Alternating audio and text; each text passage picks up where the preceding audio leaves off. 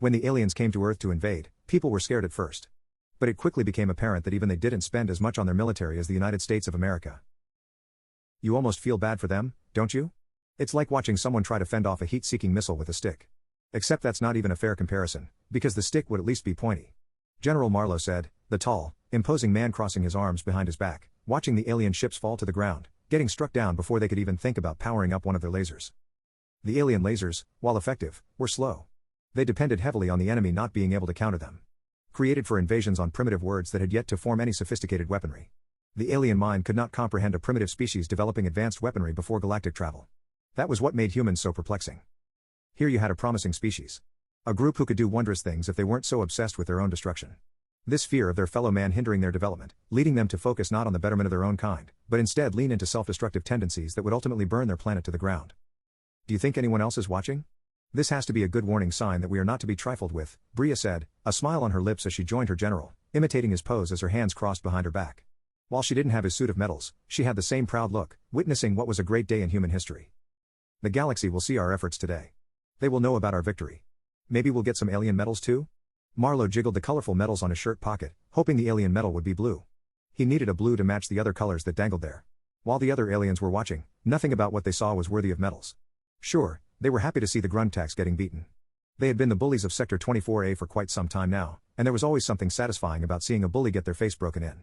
Yet, the people doing it were a frightening sight, people who couldn't even do a basic warp jump having weapons that could blow a planet apart. Why did they need such weaponry? Alien researchers observed the battlefield, searching for any logical reason behind their military might.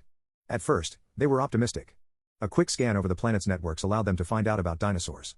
These imposing figures would be a challenge for humans, so it made sense they would need these weapons to fend them off. Though, they quickly learned that these dinosaurs had faded long before the humans ever wandered the planet. So, what could they need the weapons for? As they got deeper into their research, things got bleaker.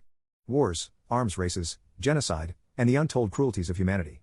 Wars among your own kind were nearly unheard of among alien races. The idea in itself was alien. Even the gruntax, as violent as they are, were never stupid enough to declare war on themselves. Things got more confusing as they read on, the disjointed nature of humans fascinating in a concerning way. They had bombs that could level cities and even the world if enough were deployed. These apocalyptic weapons sitting around as a deterrent, with everyone's fingers constantly hovering over the trigger, waiting for an excuse.